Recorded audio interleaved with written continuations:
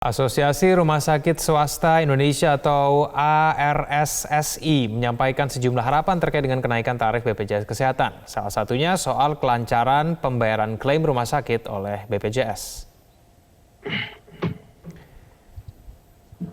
Ketua ARSI Susi Setiawati menyatakan pihak ARSI sudah melakukan audiensi dengan Kementerian Kesehatan soal pembayaran klaim bayi baru lahir dan klaim pasien COVID-19.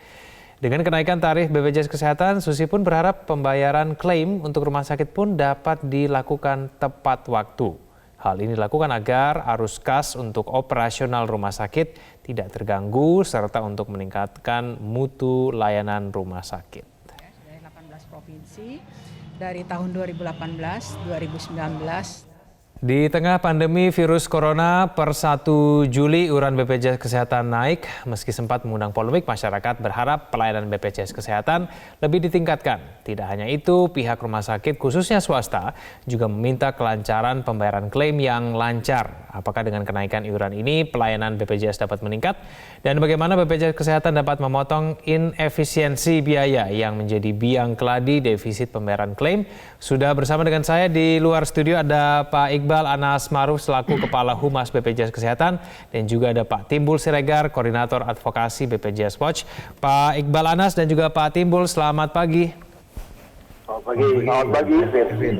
Ya baik, saya ke Pak Iqbal dulu. Pak Iqbal, apakah dengan kenaikan BPJS Kesehatan ini betul-betul bisa memastikan bahwa defisit BPJS Kesehatan akan terhindarkan?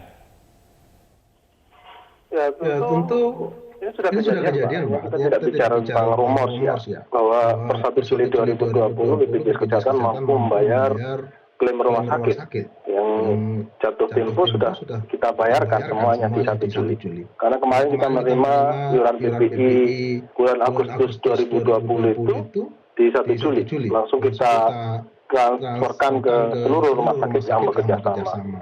Jadi dengan pembayaran yang lebih lancar dan dipastikan, maka rumah sakit akan dapat fokus untuk memberikan layanan kepada peserta JKN. Kita juga perlu pahami bahwa kelas 3 mandiri di tahun 2020 tidak mengalami perubahan iuran. Dan ada subsidi bantuan iuran oleh pemerintah 16.500, sementara kita ketahui bahwa mapping peserta di JKN ini kelas 3 mandiri yang paling banyak dibandingkan kelas 1 dan 2. Artinya, tidak ada perbedaan manfaat juga antara kelas 1 dan kelas 3. Peserta bisa memilih sesuai dengan faktor kenyamanan soal manfaat non-medis, karena manfaat medisnya sama. Tentu BPJS Kesehatan mendengar harapan dari masyarakat soal itu. Insya Allah dengan kelancaran pembayaran, tidak ada alibi juga fasilitas kesehatan untuk tidak memberikan layanan yang lebih baik. Kompetisi antar rumah sakit akan berjalan dan layanan akan lebih baik. Monitor ketat dari BPJS Kesehatan serta dinas kesehatan terkait juga akan baik, termasuk dari Bang Timbul. Sedikit gangguan komunikasi kami, suara Pak Iqbal Anas agak feedback. Saya akan kembali ke Anda, nanti saya ke Pak Timbul Siregar dulu. Pak Timbul, tadi paling tidak secara singkat kita bisa cermati bahwa memang dengan adanya kenaikan BPJS Kesehatan ini bisa membantu mengurangi sejumlah permasalahan di BPJS Kesehatan. Tapi menurut Pak Timbul sendiri, apakah kemudian dengan kenaikan BPJS Kesehatan ini betul-betul bisa paling tidak 90% lah mengurangi permasalahan di tubuh BPJS Kesehatan? Pak Timbul. Ya, terima kasih. Persoalan JKN ini sudah memberikan banyak manfaat kepada rakyat Indonesia. Di tahun lalu saja sudah 1,1 juta kunjungan per hari. Jadi memang sudah banyak masyarakat kita yang mengakses dan diberikan manfaat untuk pelayanan kesehatannya. Tetapi memang JKN itu masih punya persoalan, ya kita harus akui itu. Nah, tetapi pertanyaannya apakah dengan adanya kenaikan ini otomatis atau bisa menyelesaikan? Ya belum tentu juga. 2016 saja naik iurannya, tapi pelayanannya dan defisit pun masih terjadi. Oleh sebab itu memang kita harus melihat ke depan, ketika pun harus naik karena Perpres 64 itu sudah berlaku 1 Juli kemarin, ya sekarang tinggal bagaimana pelayanan itu harus ditingkatkan. Kalau kita membaca putusan Mahkamah Agung dalam pertimbangan hukumnya, salah satunya adalah kenapa waktu itu dibatalkan per 27 Februari 2020, karena memang pelayanannya belum baik secara signifikan. Nah, Oleh sebab itu memang kenaikan iuran per 1 Juli kemarin ini harus bisa mendorong bagaimana pemerintah dan BPJS Kesehatan. Jadi pelayanan itu juga tidak hanya BPJS Kesehatan. Bagaimana pemerintah bisa memastikan pelayanan itu baik, BPJS Kesehatan juga itu baik. Kalau pemerintah bagaimana dalam proses pengawasannya, karena memang dalam pelayanan-pelayanan itu juga ada juga ya oknum rumah sakit yang memang masih melakukan sesuatu yang tidak sesuai dengan perjanjian kerjasama ataupun regulasi yang ada. Demikian juga bagaimana BPJS Kesehatan bisa proaktif gitu membantu peserta. Sebagai contoh ya, misalnya kalau kita melihat mendengar bahwa Presiden mengatakan, ayo kita ini di masa yang tidak normal, harus ada inovasi kreativitas untuk bagaimana membantu masyarakat. Nah, contoh yang harus persoalan yang akan kita hadapi adalah sekarang banyak peserta JKN ini yang takut untuk ke rumah sakit karena takut pandemi COVID itu. Nah, bagaimana sekarang harus menjembatani antara ketakutan tetapi juga harus bisa bagaimana untuk mengontrol si pasien ini. Nah, kita berkali-kali bilang, tolong adakan telemedicine yang dijamin oleh pembayarannya oleh JKN. Tetapi kan memang kemarin hanya keluar surat edaran. Nah, surat edaran ini kan bukan regulasi yang mengikat.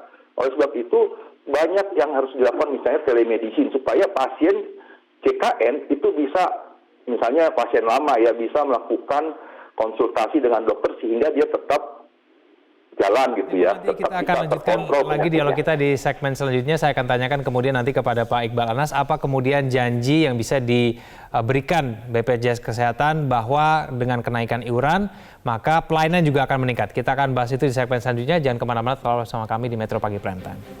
Kembali kita lanjutkan dialog. Saya kembali kepada Pak Iqbal Anas. Pak Iqbal Anas, disampaikan tadi oleh Pak Timbul bahwa di masa pandemi COVID-19 ini perlu ada kreativitas begitu ya, untuk kemudian bisa sama-sama berjuang bersama-sama melawan COVID-19, khususnya mungkin di BPJS Kesehatan terkait dengan efisiensi. Pak Iqbal, apa kemudian yang bisa dijanjikan oleh BPJS Kesehatan bahwa dengan kenaikan tarif ini, maka pelayanan akan ditingkatkan?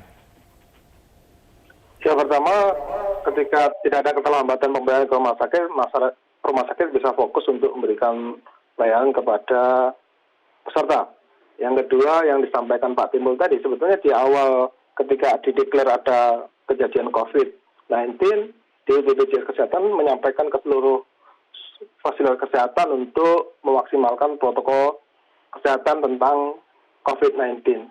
Juga menggeser pelayanan yang memang harusnya bisa dilakukan secara baik telepon, WA, atau dari yang lain yang dianggap telemedicine juga didorong untuk bisa dilakukan. Termasuk di bagaimana kami simplifikasi juga menggeser layanan dari offline ke online. Dilayani di care center 1.500-400 dengan juga dilayani dari kantor cabang tetapi secara terbatas untuk kasus-kasus tertentu yang tidak bisa dilakukan secara online. Tentu kami memperhatikan ya kaitan dengan bahwa harus ada inovasi. Inovasi yang kita lakukan sebetulnya kan juga harus bersama-sama dengan fasilitas kesehatan, menggandeng. Yang kita lakukan soal pasien cuci darah. Pasien cuci darah dulu 3 bulan sekali harus ke vaskes tingkat pertama untuk mengupdate rujukannya. Sekarang cukup dengan sidik jari saja di vaskes HD di mana dia berada untuk melakukan layanan bisa dilayani, tidak harus kembali lagi ke FKDP. Lalu ada juga soal antrian online. Antrian online itu juga memerlukan koordinasi dengan rumah sakit. Ketika rumah sakitnya tidak secara rajin mengupdate data yang ada, tentu akan berpengaruh. Termasuk bed management system ya, artinya ketersediaan ruangan itu menjadi poin penting juga. Kalau dilihat di aplikasi mobil JKN itu, ada juga rumah sakit yang tertib, ada yang tidak tertib. Nah, tugas kami juga di sana mengingatkan bahwa kepentingan untuk menyediakan secara transparan ruang rawat inap itu bisa dilihat kelas 1, kelas 2, kelas 3 menjadi tanggung jawab juga rumah sakit untuk mengupdate karena kondisi faktualnya ada di rumah sakit supaya tidak terjadi nanti orang sudah dirujuk dari vaskes tingkat pertama ternyata rumah sakitnya penuh misalkan. Itu yang kita hindarkan. Juga ada kepastian orang misalkan harus dilayani jam berapa, misalkan dari tidak harus menunggu dari jam 5 pagi baru dilayani jam 2 siang. Nah, itu yang kita atur dan perlu memerlukan koordinasi dengan fasilitas kesehatan. Nah, itu menjadi bagian kontak yang kita sepakati sebetulnya. Inovasi ini sudah cukup, Pak Timbul? Harus dikreativitaskan ya, artinya memang fakta-fakta kasus itu menjadi sebuah hal yang perlu kita sodori supaya ada perbaikan. Misalnya yang sampai saat ini tidak jelas, yang tidak bisa diambil solusinya adalah kalau kita baca Perpres 82 tahun 2018 pasal 68, peserta tidak boleh lagi diminta bayaran untuk mendapatkan pelayanannya di rumah sakit ya. Tapi sekarang rumah sakit menerapkan harus ada tes dulu sebelum dia apakah, kan dokter takut juga ya, artinya kita harus melindungi dokter. Nah, pasien yang memang datang ini juga misalnya mau dirawat inap ini harus dites. Nah, siapa yang membayar tes COVID ini? Nah, ada pasien waktu itu, kita ambil contoh di Surabaya, datang mau dirawat inap, ternyata dia harus tes, biayanya 350, dia tidak mampu, dia pulang dan meninggal. Nah, artinya sampai saat ini pemerintah dan BPJS Kesehatan belum bisa memastikan siapa yang membayar tes COVID ini ketika si pasien JKN ini akan mendapatkan pelayanan inap rawat inap misalnya seperti itu. Nah, maksud saya ini juga harus menjadi sebuah terobosan untuk menjamin pasien ini, pasien JKN maksud saya, untuk mendapatkan pelayanan yang baik dengan mengacu pada pasal 68 terkait dengan tidak boleh lagi diminta biaya iuran. Itu salah satu contoh yang sampai sekarang belum selesai. Demikian juga tadi saya katakan telemedicine. Ini juga kan menjadi persoalan di rumah sakit. Kalau di FKTP memang sudah. Nah, jadi kasus kemarin ada gini. Saya diskusi sama seorang direktur utama rumah sakit di daerah Tangerang. Saat ini memang pasien itu turun karena takut ke rumah sakit.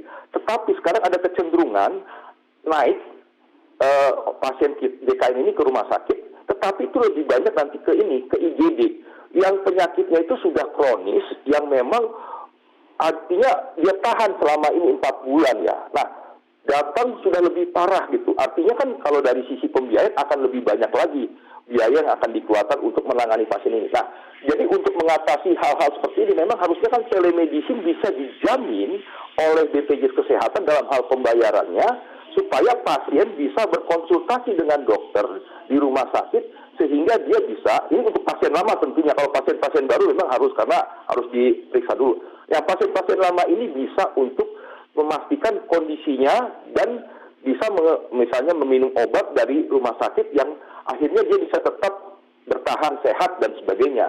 Nah, ini yang harus kita lakukan. Masih banyak lagi misalnya kreativitas, misalnya tadi kalau soal cuci darah justru sekarang dihindari orang pakai sidik jari gitu ya, karena dia akan takut terkena. Nah, ini yang memang juga untuk bagaimana kita bisa melihat antrian-antrian, misalnya tadi disebutkan oleh Mas Anas, Mas Iqbal ini, bahwa persoalannya kan terjadi juga ada kerumunan ya. Kemarin ada pasien di sebuah rumah sakit di Jakarta Barat, dia mengirim foto. Ini banyak banget kerumunan, kenapa tidak bisa distancingkan, physical distancing kan gitu. Jadi di rumah sakit pun masih ada persoalan bagaimana juga BPJS mengatur tentang jadwal. Nah, ini berdasarkan laporan yang diberikan masyarakat kepada kami. Saya akan langsung berikan kesempatan kepada Pak Iqbal Anas untuk kemudian menjawab, Pak. Bagaimana kemudian BPJS betul-betul bisa memastikan bahwa pelayanan akan semakin baik? Ya, kalau kita bicara kasus Surabaya sebenarnya sudah soft ya. Artinya rumah sakit memang yang meminta tambahan iuran, dan itu sudah kita koordinasikan dengan Dinas Kesehatan untuk menindaklanjuti ke pasien. Jadi memang kontrol kita perlu dipertajam, bahwa yang soal rapid test dan yang lain-lain itu kan sebetulnya tidak menjadi filtering untuk orang masuk ke rumah sakit. Kalau memang mau difilter, tentu tidak menjadi kewajiban peserta untuk membayar beban di rapid atau dilakukan itu. Saya contohkan di Tapak Tuan di Aceh sana, itu tidak ada. Di rapid tetapi biaya dibebankan di rumah sakit. Nah, kalau kita bicara tentang hal kerumunan dan yang lain, tentu memang harus dilakukan pengaturan soal antrean. Jadi protokol terapi, orang rumah sakit harusnya paham soal protokol kesehatan di bagaimana mengatur itu. Jadi kadang memang tidak bisa dihindari ketika memang yang pasien yang datang lumayan banyak. Tetapi kan kita tidak bisa menafikan juga bahwa dia harus melakukan protokol kesehatan supaya tidak terhindar lebih parah soal itu. Baik, terima kasih Pak Iqbal Anas dan juga Pak Timbul Siregar. Mohon maaf waktu kita sangat terbatas. Kita berharap bahwa kenaikan iuran BPJS Kesehatan ini betul-betul bisa diimbangi dengan pelayanan yang semakin baik di masa mendatang. Terima kasih Pak Timbul dan juga Pak Iqbal Anas. Selamat pagi.